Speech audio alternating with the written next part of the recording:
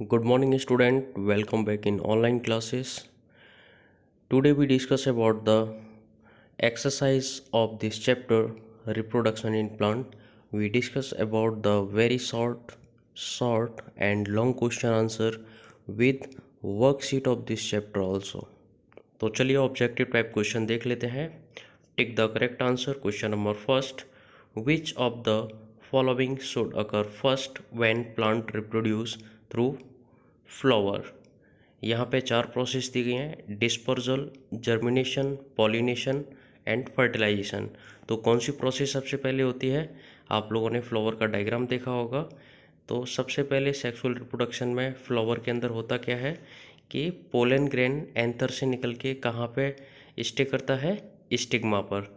तो ये हो गया आपका pollination. Is the first process in sexual reproduction of plant. तो इसका आंसर होगा सी, पॉलिनेशन.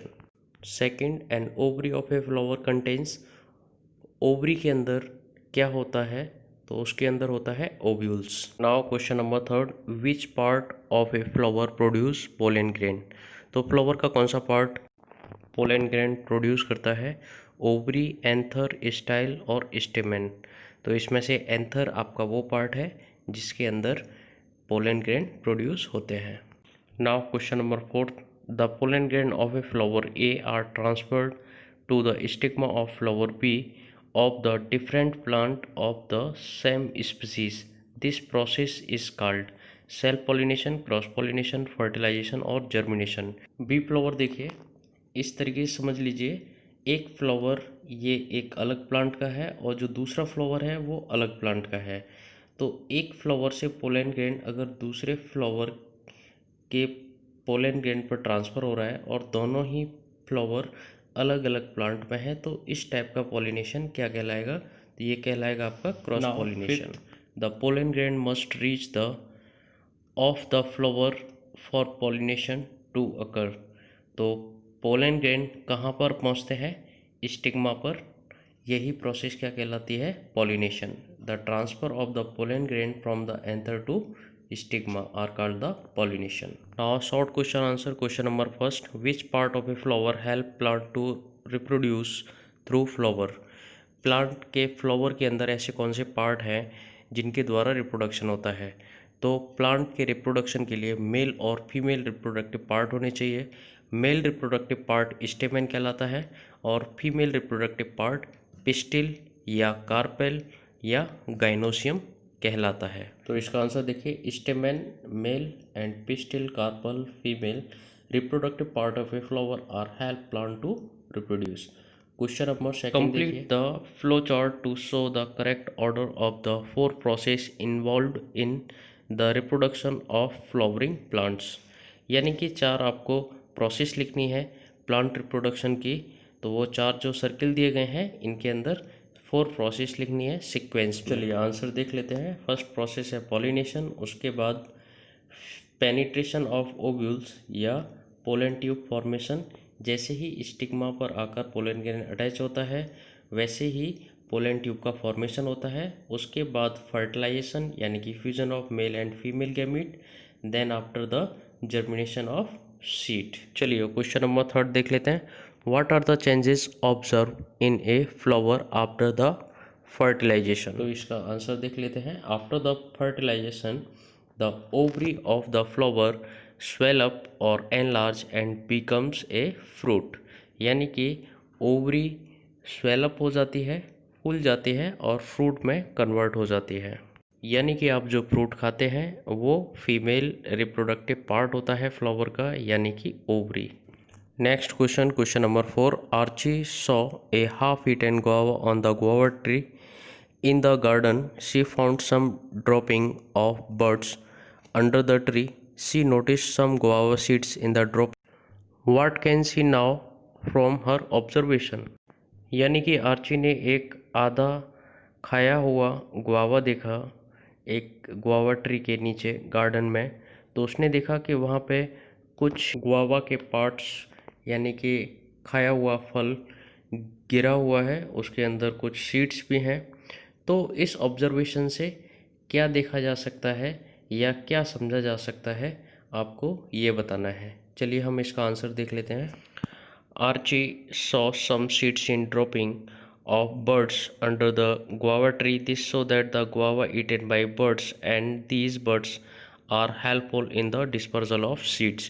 जो सीड्स नीचे पड़े थे वो एक बर्ड्स के द्वारा या किसी भी एनिमल्स के द्वारा खाए हुए थे और उस फ्रूट के अंदर जो सीड्स थे वो सीड्स नीचे गिर गए थे, यानी कि animals and birds are the helpful in the transfer of seeds और सीड डिस्पर्सल।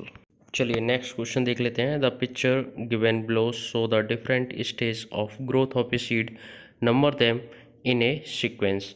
तो ये पिक्चर आपको दिखाई दे रहे हैं। फर्स्ट में सीड दे रहा है और सेकंड वाले में आपको एक सैपलिंग या सीडलिंग दिखाई दे रहा है, थर्ड में रूट डेवलप हो रहे हैं और लास्ट वाले में रूट के साथ शूट भी डेवलप होना स्टार्ट हो गए हैं। तो इस पिक्चर से हमें ये समझ में आता है कि जो सीड है, सीड में सबसे पहले क्या होगा, वाटर एंटर करेगा, किसके थ्रू, माइक्रोपाइल के थ्रू। वैसे ही सीड कोट ब्रेक हो जाएगा, टूट जाएगा और उससे रूट डेवलप होगी सबसे पहले, थर्ड पिक्चर में दिया गया है। रूट डेवलप होने के बाद फिर शूट डेवलप होगा जो कि आपका फोर्थ पिक्चर में दिया गया है, और आपका लास्ट में सबसे जो आपका सेकंड पिक्चर में दिया गया है उसमें आपका सीडलिंग या सैपलिंग तैयार हो जाएगा, प्लांट ग्रो करना स्टार्ट हो जाएगा। तो इसका सीक्वेंस होगा वो होगा 1, 4th, 2nd एंड 3rd। तो चलिए अब लॉन्ग क्वेश्चन आंसर देख लेते हैं। क्वेश्चन नंबर फर्स्ट का ये, what are the different mode of seed dispersal, name them. Seed dispersal के डिफरेंट मोड्स यानी तरीके क्या हैं, उनके नाम बताने हैं। These are the different mode of seed dispersal.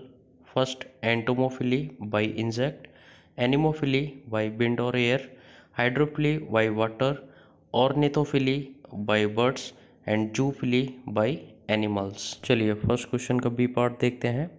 Y is seed dispersal important, give any to reason.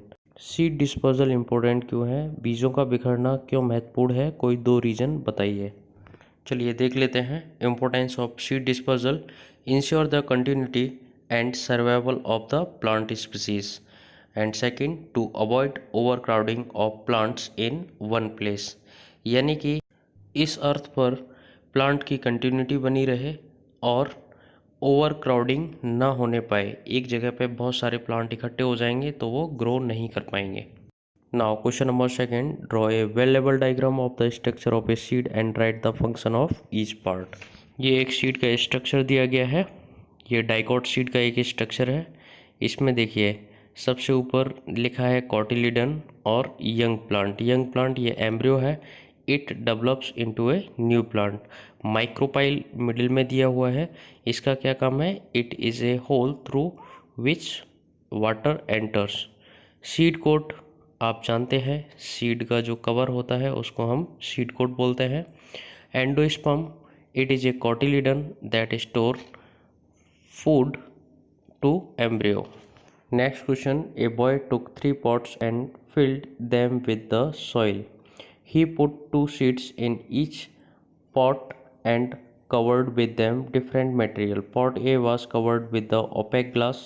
Opaque glass क्या होता है, ये अपारदर्शी ग्लास होता है जिसके आर पार आप नहीं देख सकते और सनलाइट भी नहीं जा सकती। Pot B was covered with the frosted glass. Frosted glass जिससे कि लाइट रिफ्लेक्ट हो जाती है। आप लोगों ने घरों के खिड़कियों में देखा होगा इस तरीके के ग्लास लगे हुए। And pot she was covered with A clear plastic, जिसके आर पार हम देख सकते हैं और सनलाइट एंटर हो सकती है। He water the pots every day, और उसने उन पॉट्स में, तीनों पॉट्स में वाटर डाला। क्वेश्चन नंबर फर्स्ट है, what did he observe in the 3 pots after 4-5 day. 4-5 दिन के बाद उसने पॉट्स में क्या ऑब्जर्व किया। Question B, what is the aim of this experiment. इस एक्सपेरिमेंट का मकसद क्या है। In which pots will the seed germinate, give reason. किस पॉट में सीड जर्मिनेट करेंगे और उसका कारण क्या है। क्वेश्चन नंबर फर्स्ट देखिए, what did he observe in the 3 pots after 4-5 days. तो इसका आंसर है, we observe that the seed are not germinate in all three pots but seedlings are grow in only C pot। तो जो भी तीन pots हैं A B C, उनमें एक में ओपेक ग्लास है, एक में फ्रॉस्टेड ग्लास है और तीसरे में आपका थर्ड में वो प्लास्टिक है जिसमें सनलाइट एंटर हो सकती है। तो जिसमें सनलाइट एंटर होगी या फिर सनलाइट जा पाएगी उसी के अंदर क्या होगा, सीड जर्मिनेट करेगा। तो ओनली सी में सीड जर्मिनेट करेगा। बी क्वेश्चन था, what is the aim of this experiment. इस एक्सपेरिमेंट का प्रयोजन क्या है।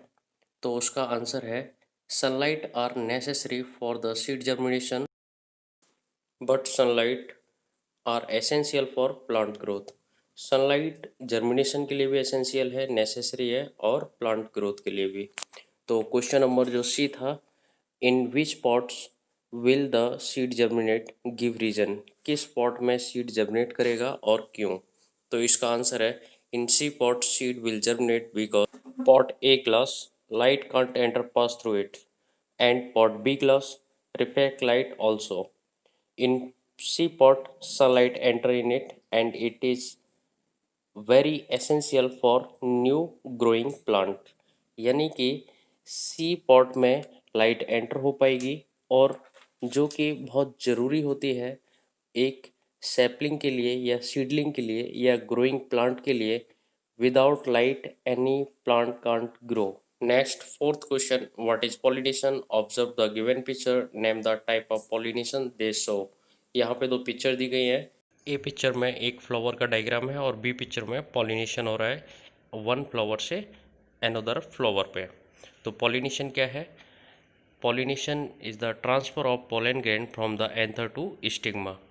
तो जो एरो बना हुआ है वो एंथर शो कर रहा है और एंथर से पोलन ग्रेन निकल के स्टिग्मा पे अटैच हो जाते हैं, ये पॉलिनेशन प्रोसेस कहलाता है। बी पिक्चर में देखिए, यहाँ पे एक फ्लावर है और बटरफ्लाई के द्वारा पॉलिनेशन हो रहा है। तो ये है आपका क्रॉस पॉलिनेशन। एक फ्लावर से एंथर ट्रांसफ़र हो रहा है बटरफ्लाई के द्वारा अनदर फ्लावर में, और ये है आपका क्रॉस पॉलिनेशन टाइप। तो इसका आंसर देख लीजिए। Pollination, the transfer of pollen grain from anther to stigma are called pollination। In A picture, there are self-pollination seen. In B picture, there are cross-pollination occur। In A picture, flower are bisexual। यहाँ पे bisexual का sign दिया गया है, means both male and female reproductive part found in a single flower। In B picture, maybe both flower are unisexual, means male and female reproductive part found in separate flower। तो यहाँ पे cross pollination हो रहा है second picture में। चलिए hots question देख लेते हैं। Aditya planted many gram seed in a pot. After a few days, most of these seed had germinate. However, some seed did not germinate.